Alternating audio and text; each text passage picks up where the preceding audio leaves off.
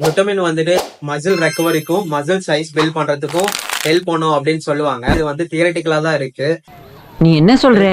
Actual science வந்து என்ன சொல்லுதுன்னா, குளுட்டமின் வந்துட்டு ஒரு ப்ராப்பரான ஹெல்த்தி பாடிக்கு வந்துட்டு அந்த அளவுக்கு வந்து யூஸ்ஃபுல்லா இருக்காதுன்னு சொல்றாங்க. என்னடி சொல்ற?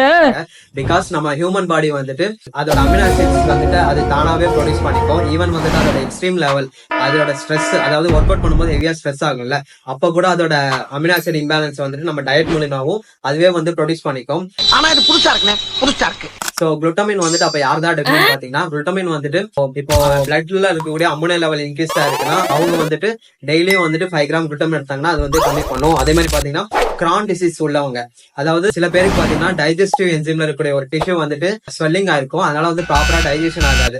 சோ இவங்க வந்து பாத்தீங்கன்னா குளுட்டமின் கன்சியூம் பண்ணாங்கன்னா அவங்களோட டைஜஷன் வந்துட்டு நல்லா ப்ராப்பரா நடக்கும். இவங்களுக்கு தான் வந்துட்டு குளுட்டமின் வந்து ரொம்பவே ஹெல்ப்ஃபுல்லா இருக்கும். ஒரு ஹெல்த்தியான பர்சன்ஸ்க்கு வந்து குளுட்டமின் வந்து அந்த அளவுக்கு யூஸ்ஃபுல்லா இருக்காது. குளுட்டமின் நீங்க எடுக்கணும்னு நினைச்சீங்கன்னா உங்க டயட் வந்து இம்ப்ராப்பரா இருந்துச்சுன்னா நீங்க எடுக்கலாம். குளுட்டமினோட டோசேஜ் பாத்தீங்கன்னா per day 5 to 10 கிராம் வரைக்கும் குளுட்டமின் டோசேஜ் வந்து எடுக்கலாம்.